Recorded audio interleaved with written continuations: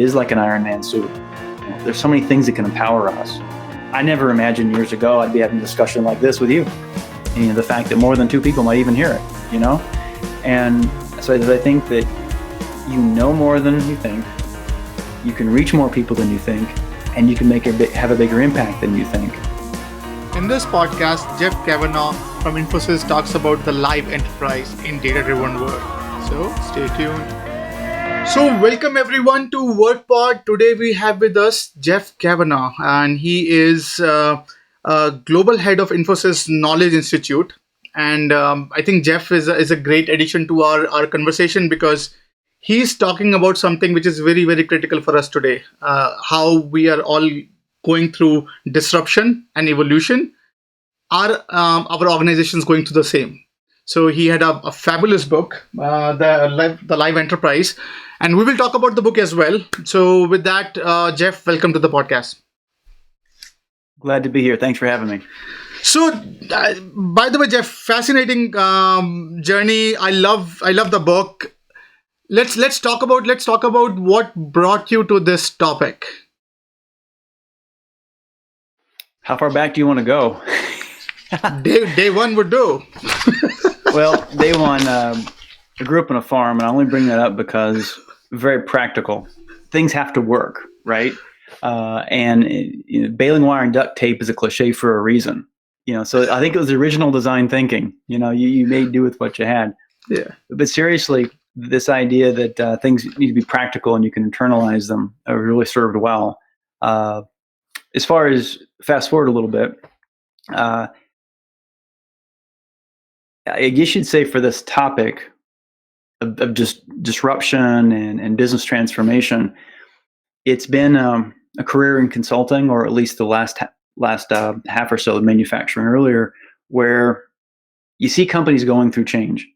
And even though today things seem to happen faster, people have succeeded and failed for many years. It's just, the technology and the circumstances have changed.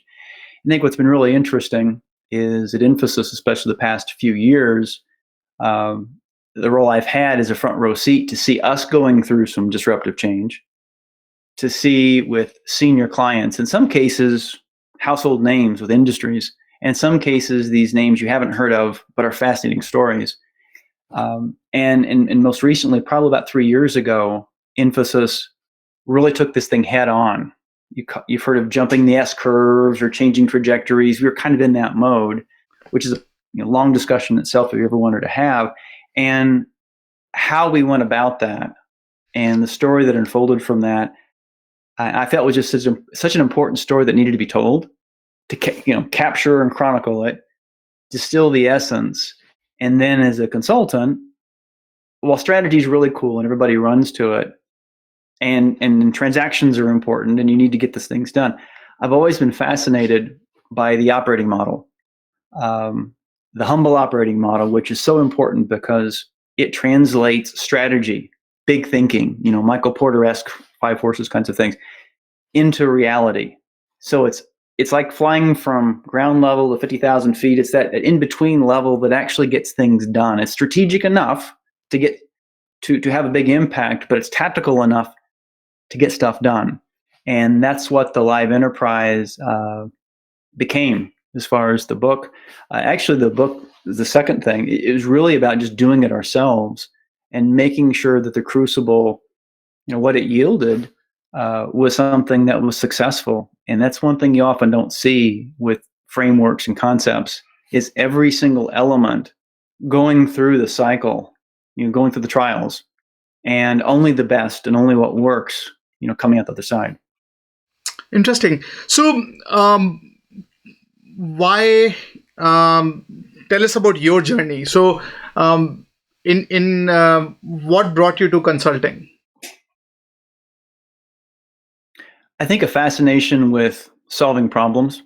I said, grew up on a farm, and back then, you basically teachers and maybe some doctors, but other than that, you went to the big city here we go. Lost the camera for a second. And I think studying engineering, that was fascinating because things worked and how they fit together. Went into manufacturing. And manufacturing is fascinating. I worked in some of the Star Wars programs, if you recall those back in the day, and some of the advanced technologies that were going on. But manufacturing at the time, although it was really interesting, things took a long time to develop, and was fascinated by this idea of professional services where you could work with clients. You could go out and do things faster and learn faster.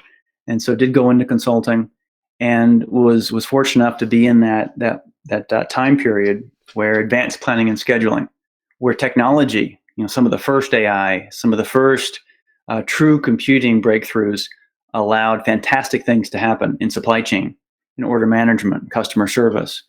And although it wasn't cloud-based, it was very much in the factory. It was amazing, what was out there. So I think that got me going, and understanding that there's always this new frontier where technology could solve problems, and gradually doing more and more strategy. But the thing that was amazing to me, or maybe it was missing, was aware of this strategy consulting, aware of these strategic concepts. And yet, because I didn't go to a business school, I went to an engineering school, because I wasn't part of that small number of firms that really drill it into you, had to pick it up in pieces along the way. So I'd work with someone from McKinsey, or someone who used to be at Bain, or someone who used to do this or used to do that, and I would try it. Or my own MBA program that I ended up doing in the evenings because I was working full time. I would experiment, and was there market research or something else? And the things that worked, I added to the toolbox. And over time, that became almost like it's an intellectual or a quest, for learning. And over time, it kept growing and growing, and finally realized it was approaching, what the traditional strategy or analytical consultant would have, and began teaching it to the consultants on my team, and becoming a partner in a consulting organization, teaching it across the firm because I became in charge of some of the onboarding and broader. And then also with the University of Texas at Dallas, had some relations there, and they asked me to join their faculty as an adjunct, help fashion some courses on insights, and then thought, well, how can you make a bigger impact? And of course, the biggest impact I think you can make is maybe through a book, or now maybe through something as a video. And so went that route. And there is an old saying that if you want to learn something, teach it. I think the next level is, if you want to really learn something, write it down and publish it. Because every single pixel, every single character, you need to be purposeful and intentful. Like Michelangelo and the David, you want enough to convey what you need to, but no fluff. And you want to convey the essence of it. So that's been the journey. And then over the last few years, the executives, the senior leaders at Infosys have said, we need something like that, like I hate to say it, but like a McKinsey Global Institute for Infosys, or a research and thought leadership arm. And so through some funding and a fantastic team I was able to hire, we've done that. And so we're a couple of years into it, and it's neat to see what we've achieved, and more importantly, the platform that we've provided for experts across our company and even outside the company to find a global reach. I think this is fascinating, by the way. So one thing that I was thinking about, and we talked about briefly before the conversation as well, that it seems whenever I hear from someone from the consulting company, they're actually like doctors to organizations today. So they're actually dealing with the current challenges. They have pretty interesting sort of eyeballs and toolkit to help address the current pains and agonies of organizations. So, and then you think about the learning and the insight that they gather from all those conversations. So something like Knowledge Institute makes perfect sense, right? So it's like if you're a consulting company, why so my question to you is, why we're not seeing something like this with every consulting company? Like why are McKinsey Global or Infosys Knowledge Institute and not every other consulting company who are actually spending a lot of time in dealing with clients can produce something like this? I think there are two or three, not very pretty or glamorous, but real answers to that. One is the people who are best positioned to create these insights, they've got more than a full-time job. like I did mention earlier in a discussion, that consulting properly done can be like a black hole because you can always do more. You can always serve the client more. You can be thinking, there's never enough time. And so every moment you spend on something that doesn't give you a fairly quick return, like writing, publishing, sharing knowledge, is time you could be spending with clients, with your people, or God forbid, a personal life in your family, right? So I think that's one element. The other is a purpose of this thought leadership is marketing or business development. And so if it's in the marketing department, many companies, they take a direct path almost to product marketing, where that paper becomes a quick testimonial or a brochure.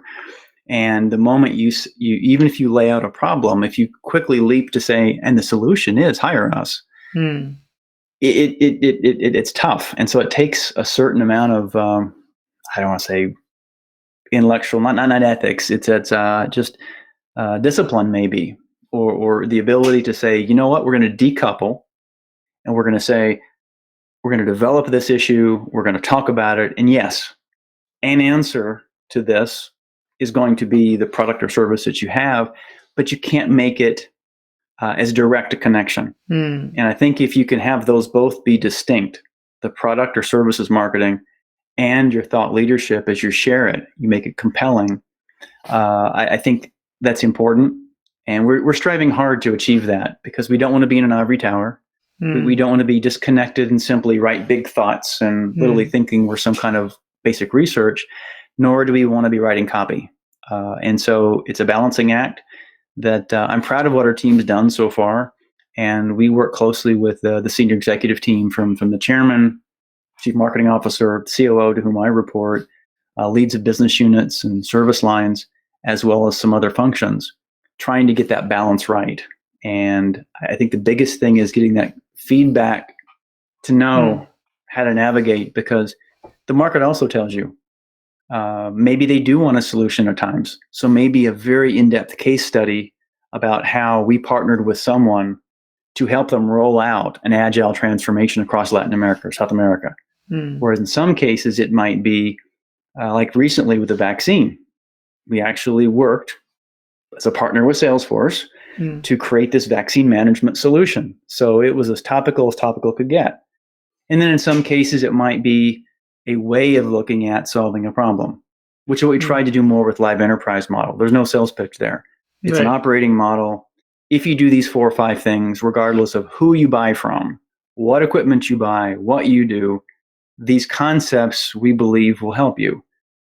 And yes, our company can help with the things below the concepts, but you don't need us to go do that.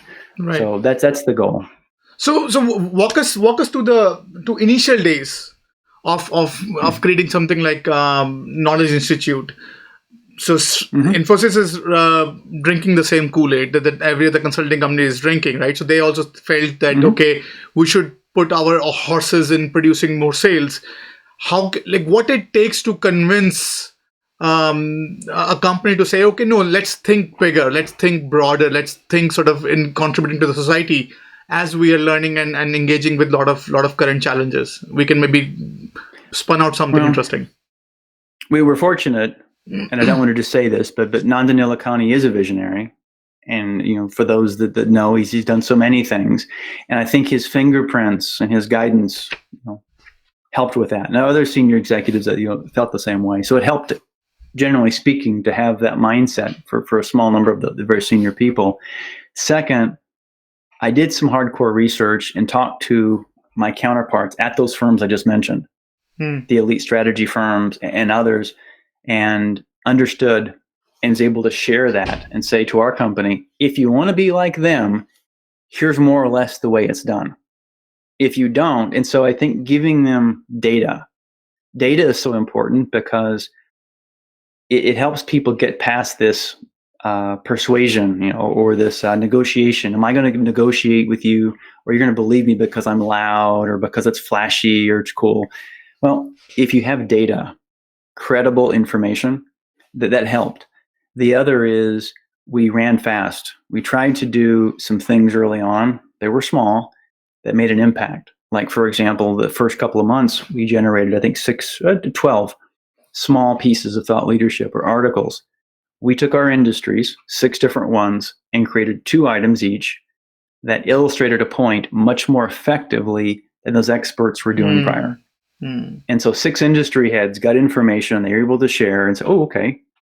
So this goes back to getting, you can call it agile, you can call it 6-week cycles, but I set up sprints so that every 3 to 6 weeks, these things would come out on a small scale, and it gave some reinforcement to the larger items. And then the other is recognize that although we were separate and distinct, we rolled up to the COO, that our chief marketing officer and his organization, marketing, was really important. And we weren't on opposite sides. And so we worked to see for the major events coming up, like, for example, we were big at Davos. We have a major presence there. So we designed a report they could release and our CEO could be part of. So all of a sudden, we integrated as much as possible into the engine. There's an old saying about, you want to stand out, but you don't want to literally go off and do your own thing. You've got to respect the engine.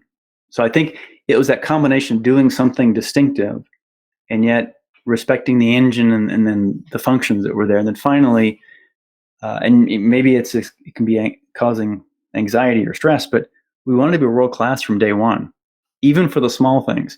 The best sentence, the best graphic, the best paper, the best layout. And you don't start that way. But with that mindset, we quickly separated ourselves from the quality of thinking, the way it was laid out. And even, if you and I looked at a painting, the Mona Lisa, Last Supper, any of these, the David sculpture, you might not be able to artistically critique it, but if it looks good. There's something that it imparts upon you. And I think many people are like that with good writing and effective business writing as well. And that's what we strive to do. Interesting. So you great leader, right? That's definitely a part of recipe in helping you structure this particular enterprise. So if there's a listener or viewer who is working at a consulting company, who is looking at you and saying, okay, sure, you can pull it off. You have progressive leaders. Maybe my leader is not that progressive, or at least I'm not able to communicate it that well. What suggestions do you have for those individuals who felt the need that we should have something like that, but they couldn't just pull it up or pull it out? Well, first of all, it's not T-sub-0, which is when we began it. This journey really began well in advance. That was me before. We didn't have leaders in consulting that maybe had the budget to do something like this, or the groups I was working in. So I just did something small myself. I wrote something small. Looked across the company and partnered on a few papers, found ways to be useful to marketing, was an MC at some of our conferences, just contributed. It took time. It was not my metrics or goals, but it just helped. And so gradually, I think that gets you noticed. And it's the crucible of what's relevant, because there are a lot of people who may write something or create something they're very proud of. It's just not connected. There's no audience, or nobody cares, or maybe it doesn't resonate with them. And so to answer your question, I think the first thing is practice your craft. We live in a magic time, whether it's Medium or WordPress or an innumerable number of platforms. No one is holding you back. The only friction on your success as a writer is you getting your pen and your paper and you go after it, or your keyboard. Just do it. Put one good sentence together. Even if you're a consultant, you do something. Write about it. Convey the essence of it. And that's the thing, not what you did, but what it meant. Deconstruct this whole thought leadership ladder. I've spent some time looking at this, and there's 7 levels. You start with a primer. This is what it is. This is procurement. This is marketing. Whatever, not bad if you've never heard of it or you're a student. But if you're speaking to someone who's an expert, it's not good enough. The next level of the ladder is best practices or good practices. Again, it's better because you're taking a few anecdotes that show what good looks like. But still, if you're talking to someone who's proficient, not real stimulating. The next level is anecdote, benchmarks, statistics. This is where most thought leadership in business ends. It's the survey. We talk to 500 executives, and is cloud important? And you nod your head very solemnly. Many of these things are obvious. It's the pie charts, it's a few bar charts. And in the end, are you really living your life differently? Probably not. But at the end, the recommendation is go buy more of our stuff. And so it's not bad, especially if you capture the zeitgeist of that time. Like if you know what a bunch of executives like you or managers are thinking, there's absolutely value to that. But it's pretty ephemeral because in a quarter or so, it's changed. That next level is where it gets interesting. You look at the implications of something, the so what. There is something that happened. It carries implications. It causes you to step back and think for a moment. What's this mean? It's good, but keep going. The next level is the insight. It's a bold, non-obvious, and possibly counterintuitive thought that took some time to discern. And I know you're a big fan of data and analytics, and that's the power of data, is you can look at a data set and you can find patterns, clusters, anomalies, outliers that are just amazing. And if you share those, that causes you to rethink. Like, for example, like in the Pareto analysis, did you know that 10% or 20% of your salespeople generate all of your sales, 80%? Or if you look at those graphs where most of your profits are actually generated by this small number. In fact, if you just sent half your people to Hawaii and don't sell to these folks, you'll make more money. So those insights, people are thirsty for insights. They're the magic, the lingua franca of thought leadership. The next level is a recommendation. This is really cool because you not only have an insight, some expert who's been down that path says, here's what you do to make your life better. You can't fake that because if you haven't done it or you aren't working with an expert, you can't make a recommendation other than pouring, basic, bland jargon on somebody. That's all really good. The final level, the seventh level, I believe, is the story. Can you make it so it reads at least a little bit like that novel you just can't put down? So I tell our folks, you're not competing with that tech firm or that product company. You're competing with J.K. Rowling or Dan Brown, or you're competing basically for that podcast they could be listening to. It's people's precious time. And that's who your real competitor is. So that to me is, anyone can do that, by the way. You just begin and practice. And the better you look for tools. In fact, if you go to infosys.com/IKI, while a lot of our stuff's internal, I'm putting more and more of it out there. I view that we're doing a service to the world if we can help people think more logically and clearly and communicate, because goodness knows we need to get people that are fact-based, to make decisions based on data, at least to support what they're doing. And so if we can help a little bit with that, that's a good thing. So good point, Jeff. So talk about some of the struggles that you faced building this institute. So some of your bottlenecks, and how do you and feel free to be as vulnerable as possible to educate our, because I think many times the pain resonates with many other leaders and as they're listening and viewing. So Well, the first point of decision was, do we hire people in the company and teach them the thought leadership part, the writing and the other part, because they know the tech or they know the input, the company. I did a quick experiment, internal job posting. And after looking at dozens and dozens and putting some writing tests and other things in place, it just didn't work. And so that was the first challenge. We need to go external, but nobody externally got this. We hired the first person, even that was through a referral. And then after she joined, an Emmy Award winning producer, Catherine, who did some video work, and she made some referrals. And then we started getting into the media community. We started talking to people who were very talented, but you didn't know about our world. So I think that first challenge is maybe you need to access some talent outside of who you normally know.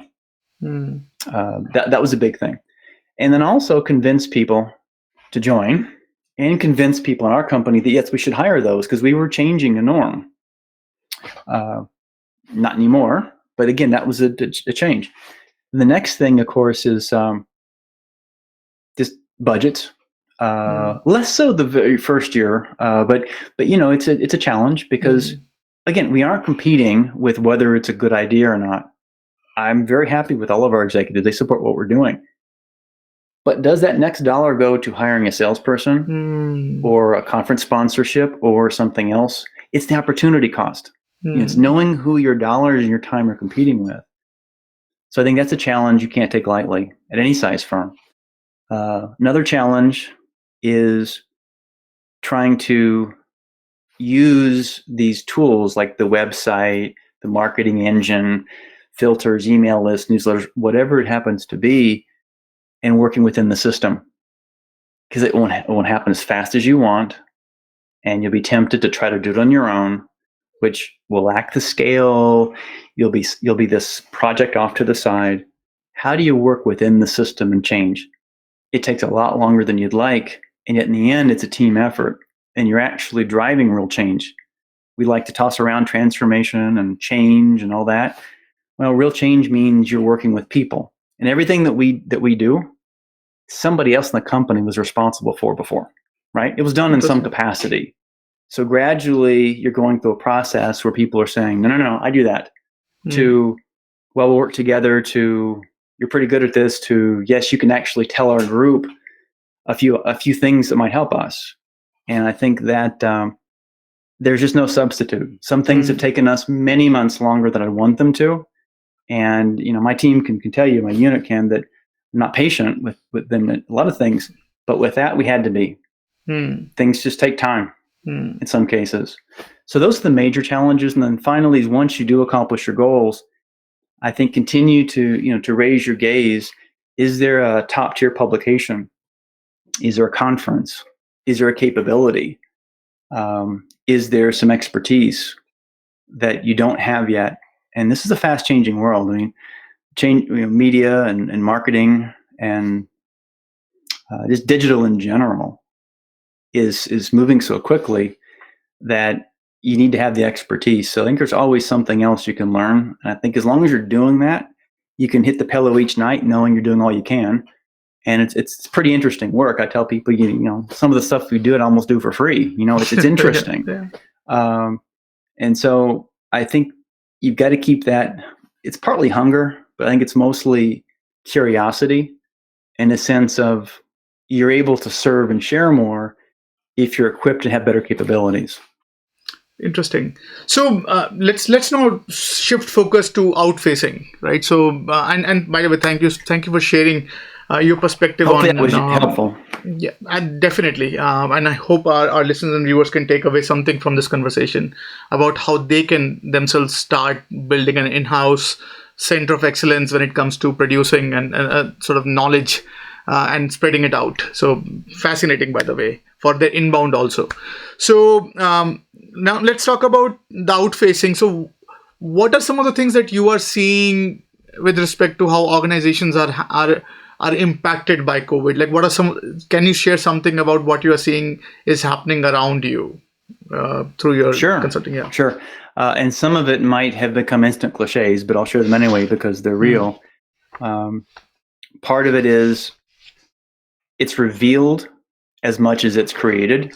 So things that were happening, it's accelerated trends, it's revealed things. I did the Master Black Belt thing several years ago, and so efficiency, lean is really important. I think the pandemic has cast a harsh light on being only efficient, but not very resilient or brittle. That there's a reason why insurance policies and buffers are there. My favorite, I'm a tennis fan, tennis nut, and Wimbledon has carried pandemic insurance for the last 60 years or 100 since the Spanish flu. And guess what? It paid out last summer, and so I think that's one big thing is think about resilience. Whether it's having enough toilet paper in the U.S. or whether it's whatever it is, do you get enough sleep? That's resilience. We're all victim with that. Are you thinking about trends? Can there be a little less of taking care of today and a little more of tomorrow sometimes? or resilience in your relationships, at work or personal. So I think the resilience part is important. The other is the companies and people who had aggressively adopted the benefits of digital and these exponential technologies. I think it really showed, because the ones that did were able to move quickly because they had the cloud, because they had all these sensors and what was going on, because they could shift employees to work from home, because they could add new product lines or shift what they were producing. If you didn't, and you relied upon in-person traditional experiences, traditional ways of doing things, and you literally were regulated or legislated that you couldn't get in person, you couldn't do this, you couldn't do that, you're dead in the water. Caveat, some industries like travel, cruise ships, etc., it's tough no matter what. I'm talking about the different companies in the same industry that happen to fare better. So I think that was something also that came out. And then the other thing that I think it revealed is there's a mental side and a mental health side to a lot of this as well, that even physically, if you're fine, what are the effects on a team, on an individual, on a family? On the one hand, people that complain they had to travel too much or they had to go to a long commute, they'd rather be home all the time. Well, maybe after being home all the time, it's best to have a little bit of space and balance. So I think there's lots of experiments like that went on, and people got tired of them pretty quickly, and yet they drag on and on. So I think the unseen toll of mental health, and then that's even before you talk about the non-business side, where it's with school kids and education, right, in person versus the other. So to me, those are the big items that have come up. And on the positive side, I think because it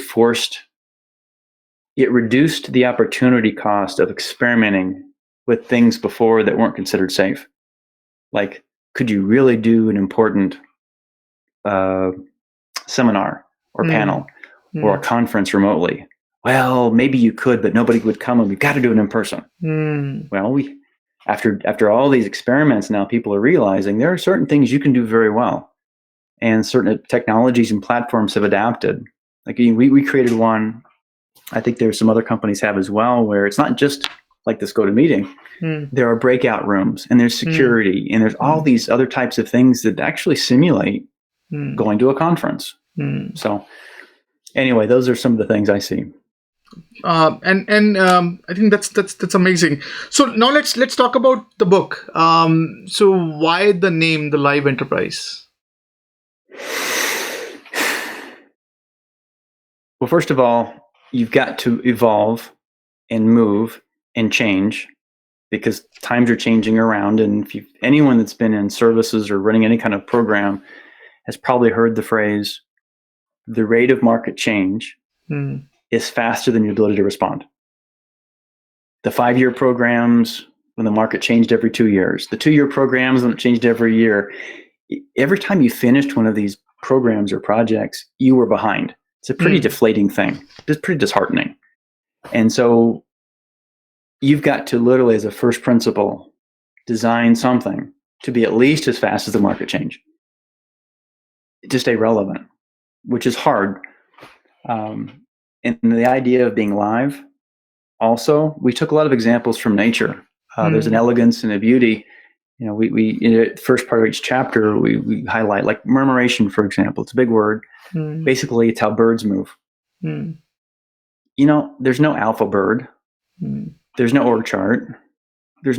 And yet they operate with such complexity.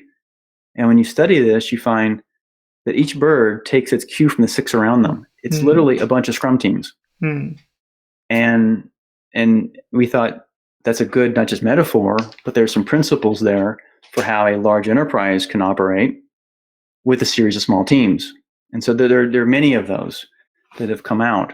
And so we thought the live enterprise also reflected this non-digital cyborg, Skynet kind of Terminator future, and more of this human-centric. So it's evolving. It's alive. It isn't just cold and digital. It's there's an empathetic human dimension, experience dimension to it. So that's why the live enterprise is the name we chose.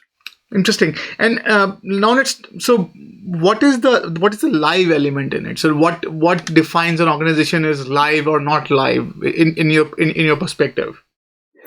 Well, there's a journey. The first step is you need to be connected. You need to connect humans. You need to connect your data, really connect your data. Structured, unstructured, make it available. And things. There's a phrase called the dividends of the smartphone wars, where all these devices and sensors that used to be extremely expensive for aeronautics are now $1 or less. GPS and sensors and telemetry. People, things, and data. So you connect all this. Well, then you can observe them. And once you observe them, you can then start to take action. We use the word sentient. It's just awareness. And you can have response. You can respond. Because in a world where you can document a process, you can automate a process and then optimize it. And that's where the problem finding or the modeling and the more empathetic aspects of it, humans can do, while more and more is automated. So you get beyond that, then it's more agile and nimble. And that's where we start saying it's alive, because for many senses or inputs, you can actually have a response.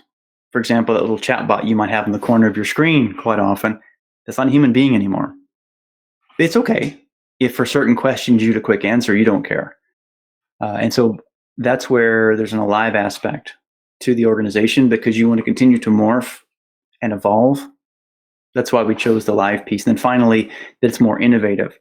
Taking more of a venture capital approach where, let's say you launch a lot of ideas. You nurture and feed the ones at stage gates that seem to work out, and the ones that don't, you redirect the resources. And so this idea of continuing to reallocate your capacity, reallocate your attention, and doing it in a way where these lots and lots of small teams and ideas, and yet you have this central maybe tools group or platform, because you can't have 1,000 people in their own Silicon Valley garages, right? You need to have some kind of structure to scale. And so the ability to have the best of that independent team and yet have some central platform, some central way that's consistent. Plus, if person A over here has found something out to work well, by being consistent, you can share that, unbundle it, take the things that work, and person B can then build on that. And Facebook calls it their social graph. LinkedIn has their employee graph.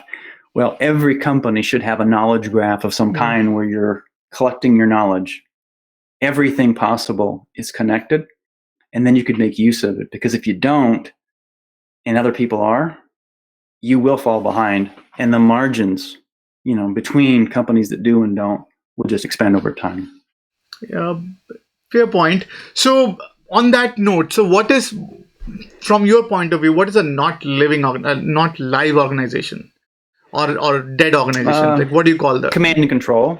Let's say we're headquarters in London or Dallas or Bangalore or New York, and we tell you what to do once a year.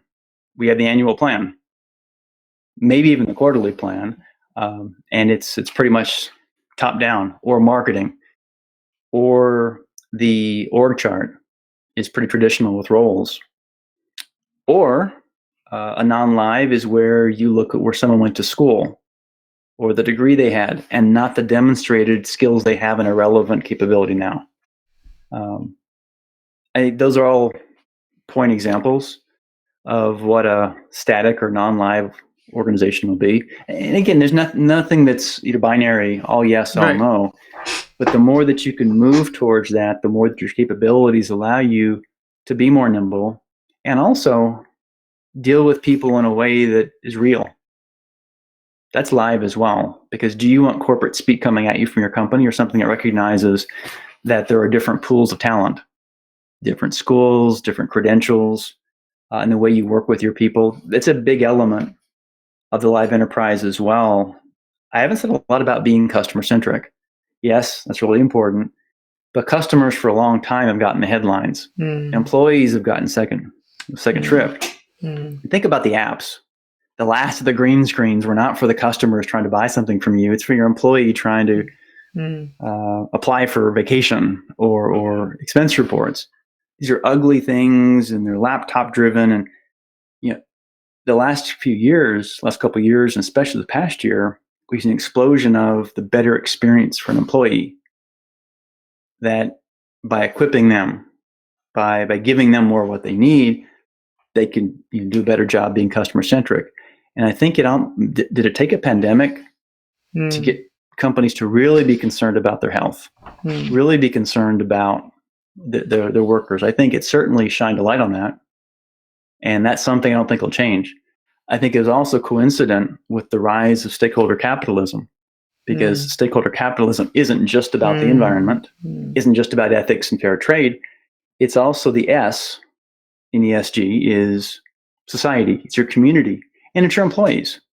They're a very important stakeholder. It is not a shareholder, but a very important stakeholder. So that to us is also part of being alive. So you talked about stakeholder capitalism. Like, shed some more light. What does it even mean?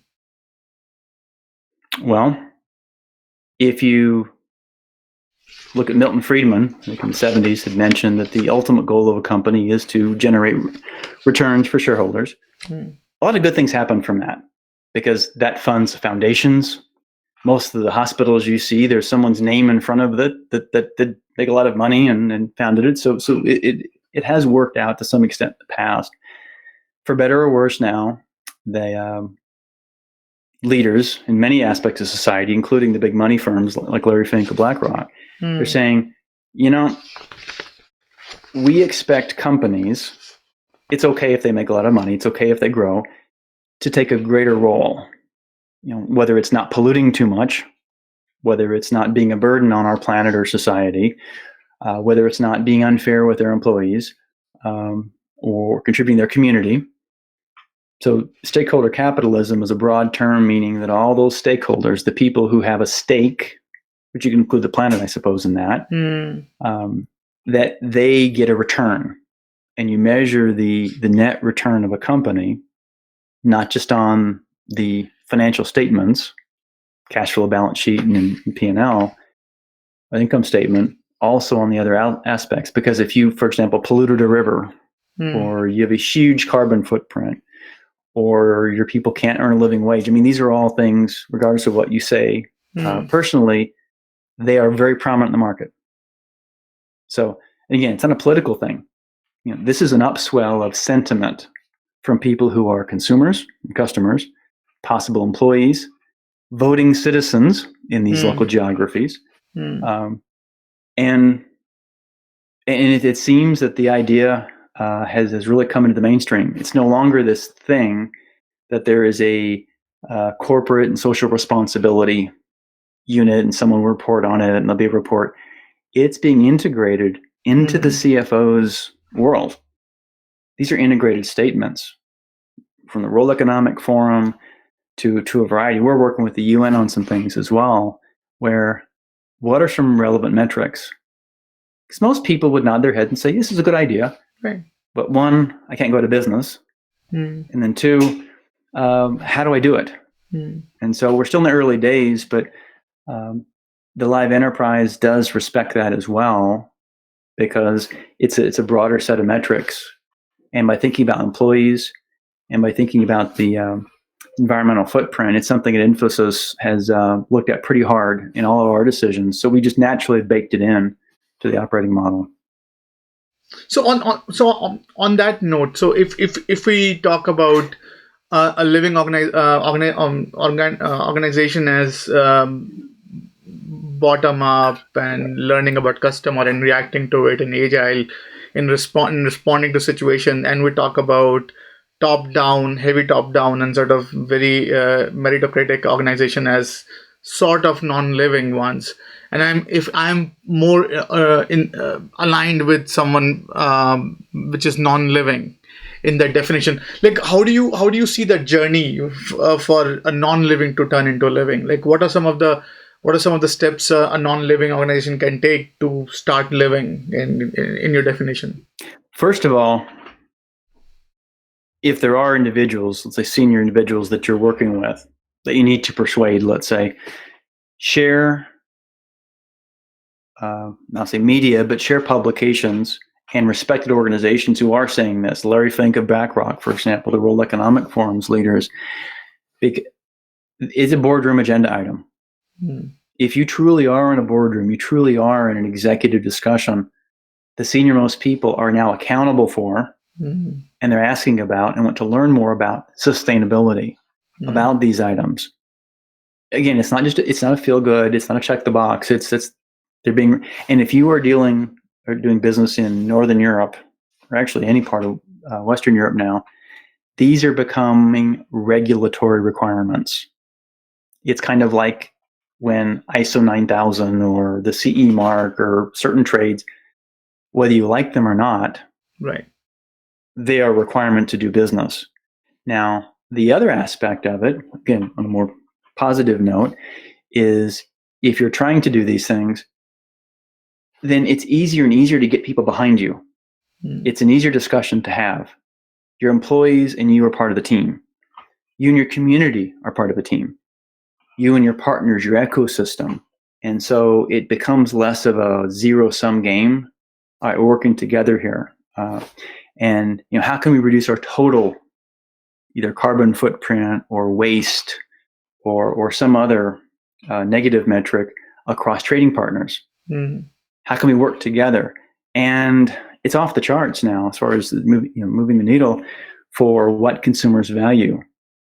In a world where a lot of products are pretty good, the retailer you choose or the person you choose to buy your vehicle from, your fashions from, or your food, it's an absolute point of competition now, differentiation.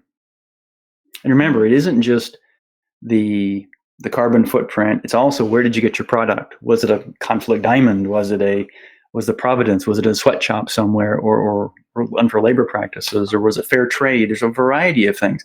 And that's driving a revolution in supply chain, because the only way you can tell whether it was or not is if you have product traceability all the way up the line. And not just to your supplier's supplier. And this is where the technologies like blockchain and freight forwarding and these different types of technologies have practical application. So it's one of the reasons why blockchain is so important in the physical supply chain. So the traceability, establishing trust. Thank you for sharing that. So what are some of the key takeaways that you found or you while writing the Live Enterprise? One, that the idea resonates. This is a broad statement, but the idea resonates, and the more we peeled it back, the more solid it got. Because again, we practice many of these things ourselves, and so it emboldened us to create more content and to go share the story. As far as the tactical, I think one is this idea of a quantum organization, that you can do many things at once. You can't do things sequentially. You can't decide this, then this, then this. You've got to unleash a lot of ideas. You've got to groom and nurture the best ones. Is it messy? Is it complicated? Yes, but that's the world. It's almost like the Silicon Valley, mindset people like to think about with this culture and cauldron of innovation. You've got to have that, because in a world where things are changing a lot, it guarantees that you'll navigate, because you'll be more less latency to when something comes up for you to take advantage of it. Like it's a market. Like if someone thinks North America is their big market, well, maybe it was yesterday. Maybe something's changed in certain products. The second thing is perceptive experiences. That customer experience, design thinking, those types of things are still important. There is now a quantitative dimension going from personas and broad segments to an equal one. And there's feedback. Like, for example, we have a client with insurance that, let's say you're very much a numbers person. And I'm very much, I don't know, a reference or credibility. So the same information about a quote might be shown to you with all these statistics about why it's good and the money you'll save. And for me, maybe it's about all these references and the number of stars and the ratings and maybe some quotes. Literally, it's the same information because of the psychographic information, not just demographic. It is presented. And this is known why? Because of a knowledge graph, because of telemetry, because of all this data that's out there. And so I think that's another big element. And then these intuitive decisions. It's this duality of we're automating so much work. Once you can document it, it's rules-based, you can automate it. And at the same time, you have this human element of empathy, of design, of modeling. That's a combination. So it's like an Iron Man suit for a human. You amplify, not replace the human, and a lot more gets done. So those are some of the big things. And the last one I wanted to highlight, because to get change done, we found that a set of frequent small changes is ultimately the powerful large change. We call it micro is the new mega. There are things like atomic habits or tiny habits, nudge theory, that these small changes, if you don't go back over time, they create big changes, because otherwise you just go in circles. And this also ties back to these 3 to 6 weeks or 4 to 6 week cycles of releasing something small and adopting, release and adopt. You do that and the compounding effect over, let's say, a year is significant. So those are some of the biggest takeaways. I think one thing that I was reading the book, so one thing that stood out was, responsive value chain made sense, intuitive decision making made sense. What is quantum organization? Like, it's a very creative way to call an organization. So why, explain the thinking behind that? It's like Schrodinger's cat. You're trying to can something be multiple states at once? Right. So we're trying to convey this idea that an organization needs to have many things going on simultaneously and be multiple things at the same time. It's hard to grasp, but guess what? That's the ugliness of the world we're in, or that's a complexity. And so the ability to have multiple things going on and still function, and picking the best of them. And the other is that by having many things going on and not having a clear command and control, but allowing it to evolve, so it's quantum and agile at the same time. And yes, it's a nice play on words. We just found, though, that the idea of quantum, and the funny thing is, if you look at one of the 30-minute coffee or fireside chats, WEF, the Davos agenda a few weeks ago, they had virtually, Sundar Pichai, the Google or Alphabet CEO, actually said nature's a quantum organization, and he went this whole idea of the same thing. So it's kind of interesting to see that validated independently. I think it's a pretty clever play. So if you talk about the living organization, so what are some of the drivers that you think that I should be looking at when it comes to organization? So if I'm living or not living, and if I'm basically evolving at the speed or at the pace that I should be evolving. Well, design your architecture, any of your structures, to evolve, to move, not to be brittle. And so, not just building something and it's, in about 5 years I'll get back to it, or 3 years, knowing that you might need to tinker with it. And that needs to be a first principle. So the ability to continue to work on things and change, even these large infrastructure. I think the other driver is hybrid talent. You have full-time employees that you develop and learn and nurture. You've also got an army of part-time, you can call them gig workers. Some cases are part-time that allow for flex capacity as well as specialization. And then the third member of your team is the machines. It's not a machine, an asset. It's literally a team member. And the concept of work being distributed and a team. We work with some universities, and there's a lot of thinking being put into this notion of team dynamics. And that's something that's important. And then also mention all these small teams. Well, you need to have this shared digital infrastructure that when someone has a good idea or they're trying to get something done, they can use it. They don't have to recreate it. You don't have islands and silos. And that's where you do want a central team, a central platform. So maybe the word platform also. You've got a number of platforms that people can plug into while you're still being distinct. Those are the drivers that we see there. There are others, but those are some of the big points. And the last thing, again, I want to iterate is it is human-centric. And it is learning. There's an aggressive learnability that these human beings are learning and keeping skills up. And that ultimately becomes a driver of their success, because we want to remove all the friction. So the only thing left is how motivated are employees to learn, because you can't force somebody to. But that also is a sifter on who should be in your company and not. You need learners, because without that, you are not going to be live. Fair point. And talk to us about some of the misconception that you unsurfaced, like some of the surprises that you faced or you unsurfaced while working on this book. Well, there is technology in the book, there is technology in the model, but it's a human-centric approach. There's a lot dedicated to people and behavioral science and how people relate to each other. So misconception is all about the tech. No, it's about the interplay. It's very human-centric. Second, that it's not just for the tech industry, because as Mark Andreessen has said, software is eating the world. Well, it's permeating every industry. So every industry has a dimension of it. So it's not just for, people making computers. And the third is that it's not just for large companies.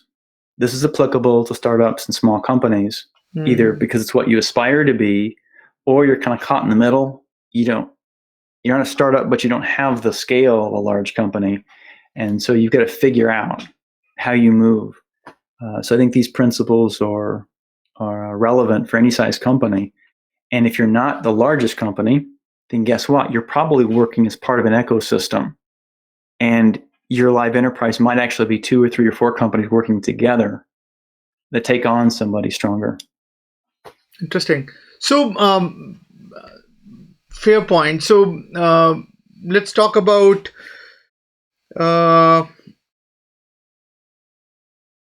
basically who is the ideal reader for this book. Like, so who is the when you think of define the ideal reader for the book? It's a professional, probably someone in a management capacity who is worried about change. Actually, it's not true. I think that there's the leader who's worried about how they should structure, what they should do to keep up. I mean, let's face it, deep down, in places people might not want to talk about, they are concerned about the Googles and the Facebooks and the Amazons, and they're also a little bit curious. Why can't we be more like that? We were here before they got here. We've done all these great things. Why can't we capture some of that magic? And I think that anyone as a professional or a leader that seeks to figure out how their company and they themselves can be a little more like a digital native, if they're not already, I think that's a good reader. You need to be curious. You need to want to adopt some of these things. If you are, I think that at the individual level or as a manager, it's a fit. And then the other aspect is we've tried to also make it where it's a very entertaining read. In other words, these nature examples pull you in. There is this triple helix where we talk about it relates to DNA and about sustainability, and it really breaks down or deconstructs what stakeholder capitalism is into very practical baling wire and duct tape kind of terms. That this is what it is, and you know what? There are people who are zealots. They just say it's good, you should do it. But you know what? If you don't get the data, if you don't have a rational to back it up, you're not going to pull in the vast majority of people. So we want to say, yes, these are good ideas. And in fact, even more, here's why they're good. Here's what's backing them up. Here's some real challenges we have to overcome before everybody can adopt them. So that's who I think the ideal reader is. We also hope that this is a perennial contribution to the body of knowledge. It's not a bestseller day one, but it's relevant, and we hope it will be for some time. No, I think so. One thing I find really fascinating with the book. So this is a personal story. So whenever I ask one of my team member to write, prepare a presentation for a client or anyone, I tell them, hey, create two slides. So left brain and right brain slide. So left brain, create a natural journey, give sort of the story, and on the right side, just do it data, like throw in data, right? So if I and tell them, hey, just go to even slides and odd slides based on which type you are, and if you care to sneak into the other territory, be at it. So I think one thing that I was reading in that book, one of the funny thing was that you had this sort of mix between the nature and the data and the metric. I think that it speaks about like your struggle between the two, and actually bringing that both world together. It's fascinating. I think from that point of view, it's just it hits pretty home when I was reading it. That's a good insight. That is a good insight. That I'd like to change the word struggle to duality. That while they're separate, that was our way of tying them together, because when we peeled it back, and I have to say this, one of the joys of doing this was talking to so many of these environmentalists or explorers and just leaders out there literally in the field and under glaciers and in icebergs and in the jungles, and that really understood the science and the depths and complexity behind some of these beautiful things in nature. And to see all that's going on, to me, it became more of a duality than a conflict. And so a goal I had as we wrote this was to bring out that duality, that it wasn't one or the other. They both existed, and that was beautiful. Yeah. And people could still take something, appreciate the beauty, and get the data and get the rows and columns at the same time. Fascinating. I think that's pretty nice. So let's move at the last part of the conversation. So I want to spend a few minutes on your journey. So in this section, we ask all of our guests to share some of their sort of highlights that has helped them become successful. So my next question is: so if you want to pin some qualities that has helped you shape you become what you have become, like what are those qualities, or what are those tenets that really helped you become what you are today? This may not sound all that glamorous, but there's this phrase, grateful service, having an attitude of grateful service, grateful for the situation you have, because there's many people, whatever situation you're in, that have it worse. And also this idea of service, doing something bigger than yourself. It's outwardly focused. And maybe that sounds obvious being consulting for a lot of years, but I tell a lot of individuals who, maybe more than should, that they were absolutely in it to sort of extract, not give. Not they were destructive, but you could just tell, how much can I get from this, because it was a deal or whatever it was, not so much the creative part. And I think by having this attitude of grateful service, one, it gives you the confidence that you're working for a bit of a greater purpose. And so you can be bolder and you can overcome maybe insecurities and things like that. And also it shows. You can either develop followers or just teammates or colleagues, and negotiations are different. You're on the same side of the desk, metaphorically, and you're trying to see, is the business case there to do business, not do I trust you? And it's a rallying cry, and maybe I'm not persuasive enough, but I'd rather have us all behind the same big idea than me trying to somehow outwit somebody. So grateful service is one. The other is intellectual curiosity, just genuinely being interested in noticing something. I was fortunate enough the September before last to be in Helsinki at this education conference, and I was walking along with this young woman who is part of the UN. We're doing our thing, and going to the I was going back after dinner, and noticed these lines that were on the pavement. I said, "What is that?" She said, "I don't know. I've lived here all my life and didn't notice it." It was actually where the ocean used to be, and the different types of shellfish or whatever crustacean creatures were there. She had lived there for 30, 40 years, and there were things literally under your feet. And I think they're all around us. It's amazing. In fact, I ask your audience, now that they've been home for a year, many of them, how many things around your house have you noticed for the first time in years? Either in the back of your refrigerator that you shouldn't have in there, or in the back of a closet. You say, wow, I forgot I had that. So I think just being genuinely curious is also something that's served well.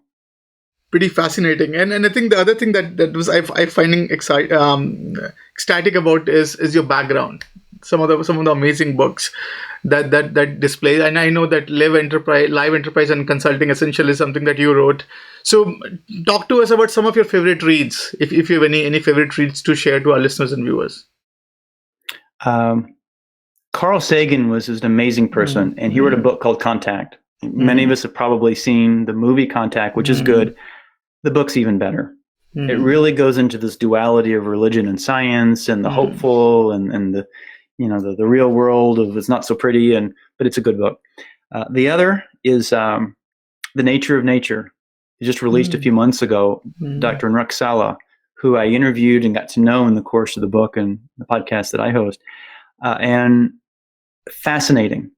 A gentleman who understands business, who actually is the modern day Jacques Cousteau, sharing and capturing. He's the national explorer in residence for National Geographic, and bringing these and helping countries create these preserves. And so it's an amazing book.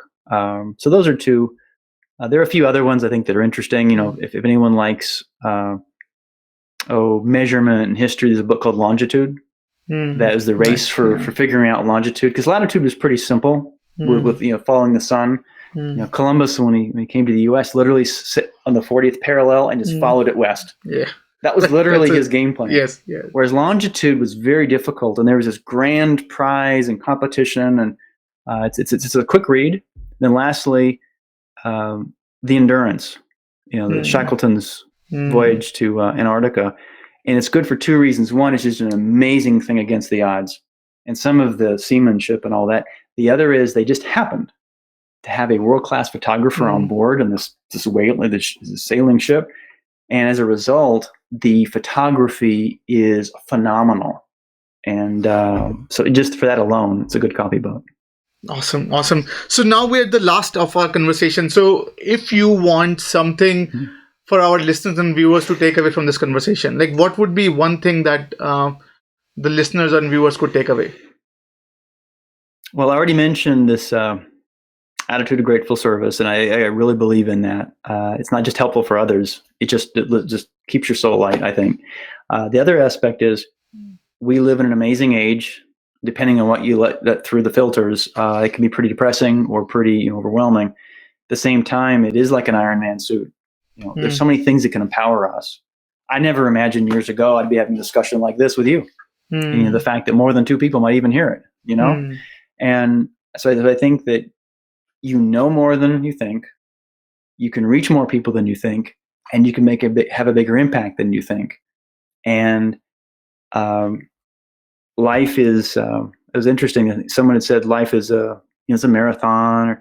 No, I think life is a series of 100-yard, 100-meter sprints. You sprint a little bit as fast as you can, you rest. You do it again, you do it again, you do it again. And so I think the ability to be fully immersed in doing that, pausing, enjoying the fruits of your labors, you're just resting and then doing it again. Otherwise, it becomes a grind. And so, at least for me, there's some things to think about. Awesome. With that, Jeff, thank you so much for spending time with us, with our listeners and viewers. I think we learned a lot. So we learned that we should always be living. Our organization should always be living. It should be adopting. And I think your grateful service is a wonderful message during this time of testing, where we all need to rise up to our occasion and sort of help each other out, come out of it. So I do appreciate you sharing this book with us. I do appreciate you in coming on the platform and talking to our community about the book and your journey. Thank you so much, and wish you nothing but success on the book. And love to, as you said, it's a perennial thing. Hope to see you again, rising up again with another one on the show. You're always back on the podcast to hear from you, your journey, and how has things turned up. And thank you so much for your time. Thank you. I really enjoyed it. I thought I was sick of home, but actually I was homesick. Never really knew that I would have to grow up so quick. I'm so uncomfortable, don't know anybody here. Just a couple dudes that I met once, that's it. And I go into the booth feeling nervous. Got butterflies in my stomach like I'm so worthless. Is the mic on? I don't know how to work this. Inside I'm breaking down, I hope I'm not up on the surface.